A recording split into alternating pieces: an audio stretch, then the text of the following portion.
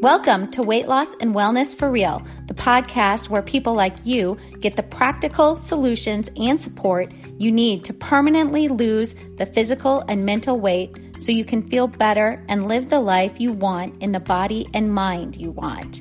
If you're looking to overcome your stress eating, overeating, binging behaviors, and move to a place of freedom with food and your body, you're in the right place.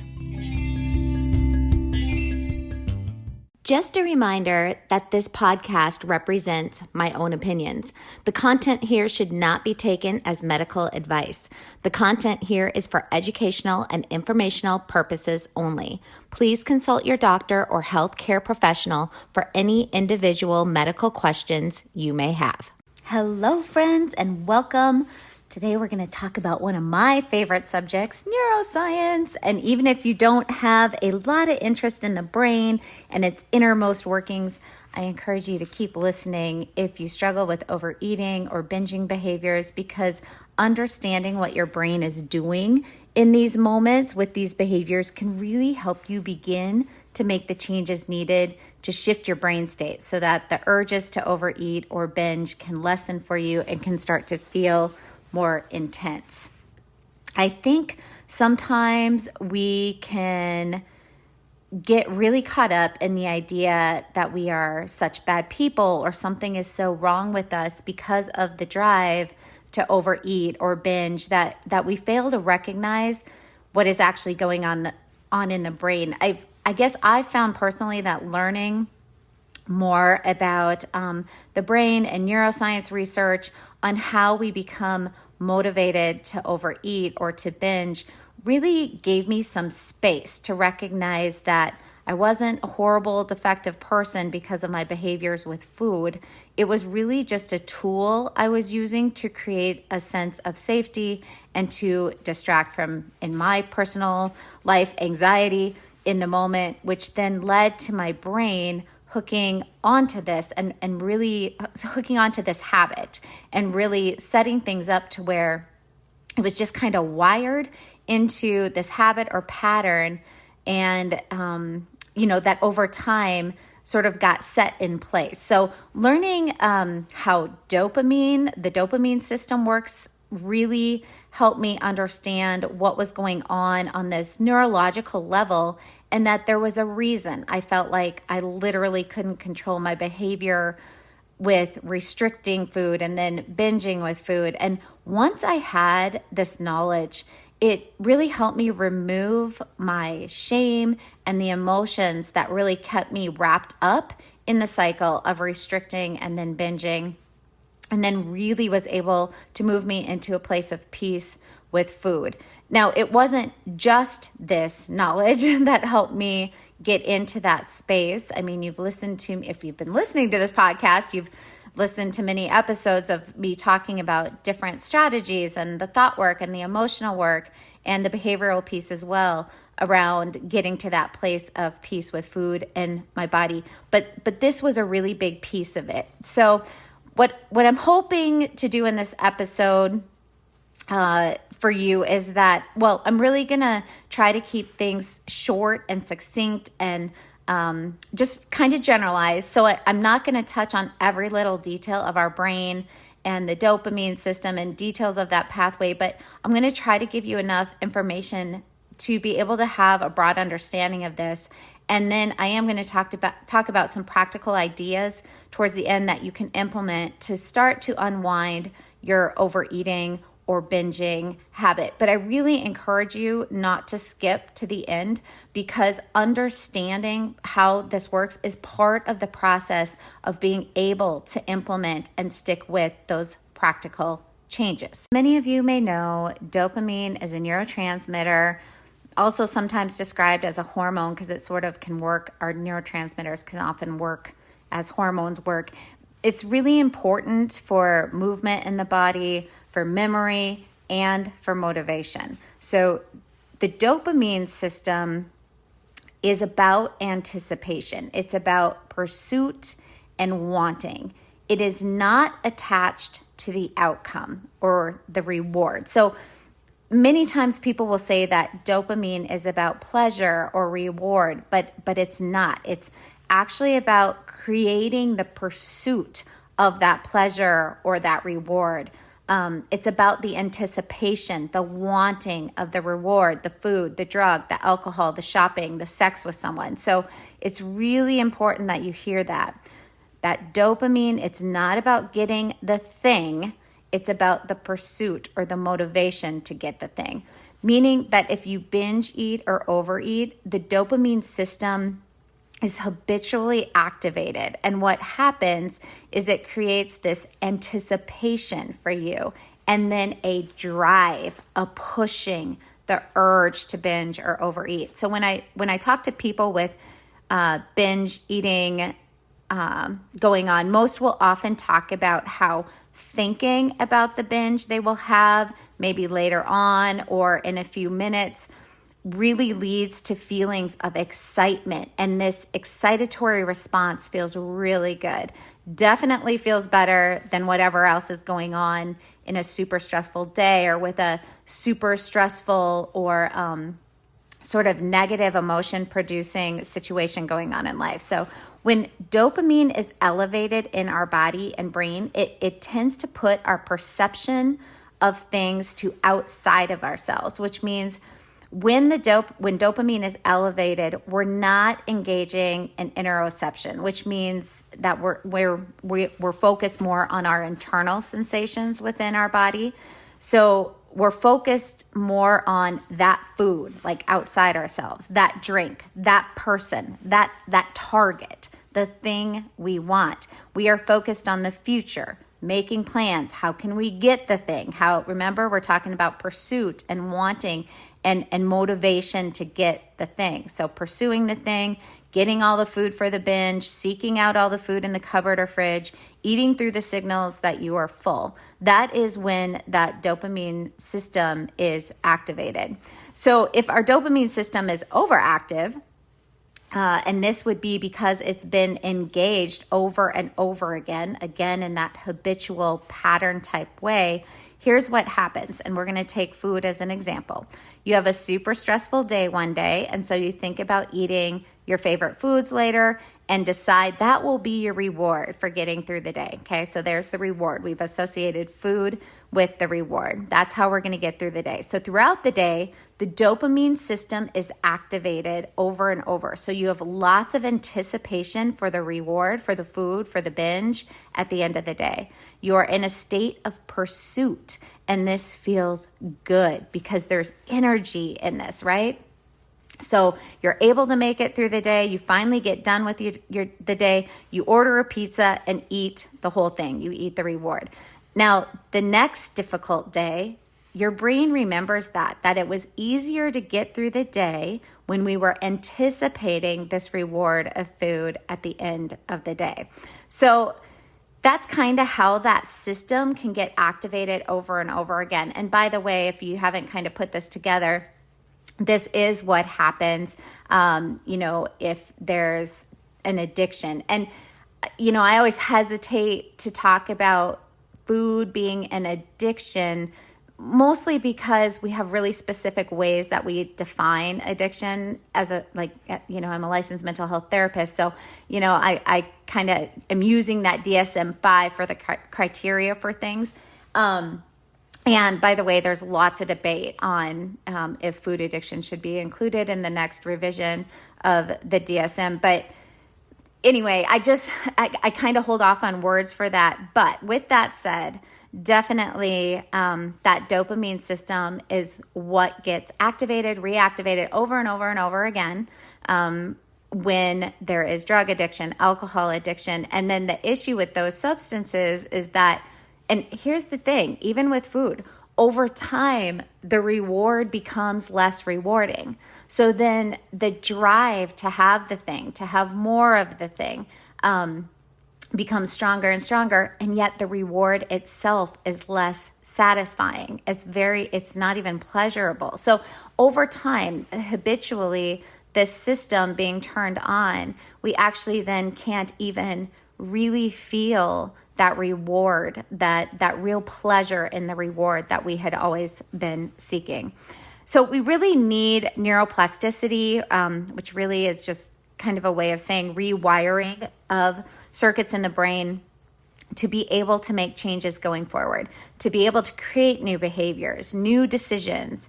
We really need that rewiring, that neuroplasticity in order for change around this sort of habitual dopamine system being turned on for food. So we need that neuroplasticity in order for change to take place. And here's what we know now, and here's what I think is really so cool.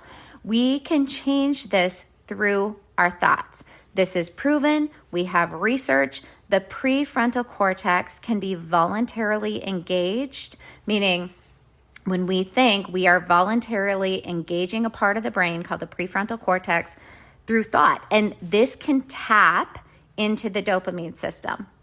So you absolutely can take on new rules, if you will, for reward release in the brain, meaning you really can start to shift how that dopamine system is firing. So again, food is rewarding. We eat something we love and we feel rewarded. We feel pleasure. But if you are someone who can attach to a thought like, I love pizza, but I am not feeling well. I never feel well after eating a whole pizza, and I know it's not the most nourishing food for my body, and I really value being healthy as I can because I want to be able to live a long, healthy life and know my grandkids and be able to play with them, and I want to fit into my jeans or I want to fit into my jeans.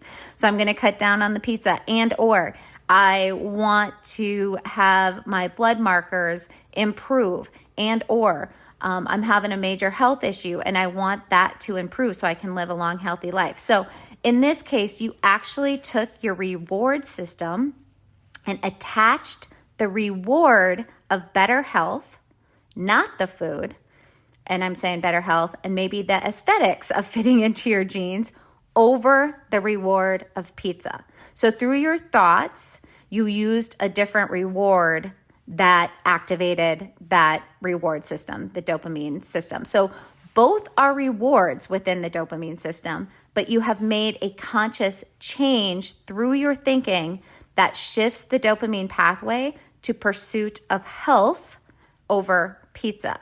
So I want you to really see what I'm saying here. You thinking these sort of thoughts on purpose, you writing out these thoughts, it's not just a story you're telling yourself or a belief. The dopamine system responds. The system in your brain responds, and it's a real response. Systems, neurotransmitters, hormones in your brain and body are actually shifting and changing in response to your thinking. And then what happens is you start to actually enjoy the more nourishing foods that you are guiding yourself to eat more of.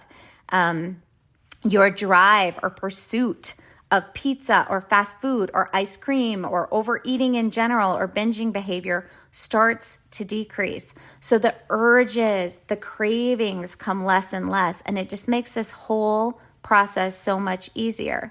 When you get to the mindset that it's not about receiving the reward of food, and the more you can shift your dopamine system to the more effort I'm putting into, the closer that I'm going to get to my goal, that process over time becomes the rewarding state itself, right? And once this happens, that is where your weight loss or staying in maintenance, keeping your health to where you want it, ending the binging or overeating habit becomes really effortless. So you really need to be clear in your thinking, thoughts about what your valued goal is. You need a valued goal, and you need to visit it and revisit it often throughout your day to shift that dopamine system over and over and over again to get into this new pattern of firing for a different reward. And this is why I'm constantly asking my clients to write out the thoughts they are practicing on sticky notes, and then putting the sticky notes everywhere possible throughout their day, and or putting these sentences or thoughts they're practicing into the reminders on their phones and setting timers so that they pop up often throughout the day. They have to read through them often throughout the day. It's why I ask many of my clients to memorize certain sentences. We want our brains drowning in the thoughts of our valued goals and what their benefits and rewards will be as often as possible throughout the day. This is how we get that dopamine system to shift, to work for us instead of against us. It's how we begin to really have the feelings. We create the feelings of enjoyment to pursue our valued goal, whatever it is. But in this case, in this podcast, of weight loss or staying in maintenance or stopping the binging and overeating, instead of getting overly excited and over desiring food or the binge or the overeating or the over drinking or the over shopping. You get the idea. So using your thoughts, your thinking over and over throughout the day with a focus on your big overall valued goal and reminding yourself of their rewards when you get there teaches your dopamine system to be on your side. One other quick example just to drive this home and how to take control of your dopamine system and how that works over time, and then I'll let you go. This is a personal example, but one I see happen with many, many people. You make a decision to start to work out. You dread it. You don't want to do it. But for the first day, you push through. The next day, it's time to work out, but your brain is like, I'm too tired. I don't want to do this. It's too hard. But you, on purpose, switch your thoughts to, yeah, but I did it yesterday and I felt really good afterwards. So the initial thought of, I'm too tired, I don't want to, it's hard, gets your dopamine system to pursue the reward of doing nothing or staying in bed. And this is definitely a reward. I mean, that feels good. But then the thought of, yeah, but I did feel so good after I did it yesterday. I felt proud of myself and that felt good. And I know if I do it again, I'll have that same feeling afterwards. Or you could get even more out there where you get into a more general goal of, and I know this is going to help my health in the future, and I want better health in the future so that I can do these things, and you list the things that you want to do. So you just engaged your dopamine system to back you up, to pursue the reward of feeling good after the workout. And this is how using your thoughts to pursue your valued goal works. How your brain starts to engage. Now, let's say you keep doing that most days for a month. Here's what starts to happen over time. You start to actually crave or desire to work out. So just like we've taught our dopamine systems to pursue, to crave and desire the reward of food, we can do that to crave, desire, and pursue a workout. So you have more days of feeling willing and even maybe more oftentimes of feeling motivated, which makes it so much easier to work out. And this is where the magic lies. Once that dopamine system is on board with you to pursue and anticipate the good feelings that come with pursuing your valued goal, so in this example, working out, it becomes effortless to do so. But not only effortless, it becomes needed. You crave it. You can't not do it. Or if you don't do it, you feel yuck. So that motivates you to do it the next day. You don't want to feel yuck. You want to feel so much better. And you feel that way when you do work out. And so it's so much easier to motivate to do it. Now, this doesn't mean every single day you're just going to be super psyched to work out. That's not exactly how it goes, although it is a lot easier. You just over time get to a place where there are more days than not that you actually want to do it. Okay, so just wanted to get that practical example in there to really nail the point home. I hope you learned something about your dopamine system and how you can begin to harness it for your good, for your valued goals and wants through your thinking, thoughts on purpose. This is not an instant fix, but it is how change happens over time. Write down your valued goals, write down your compelling reasons for wanting these goals to happen, and revisit these things in your thoughts, memorize them, write them over and over. Be reminded of them as often as possible throughout your day. If you think you know of someone else who might benefit from this podcast or episode, please pass it along to them or share it on social media. I really, really appreciate those of you who are supporting the podcast monetarily through that listener support link at the end of every episode description. Every little bit really helps me keep this going. And I also appreciate all of you who keep listening and sharing this podcast with others or giving it a 5-star review. These things also really help me keep this podcast happening every week. I hope you will start to practice some of your thinking about your valued goals and the rewards that will occur when you hit these valued goals throughout this week, and see how you can get that dopamine system of yours to get on board with you and help support you. I appreciate all of you being here and sharing this space with me, and we will talk soon.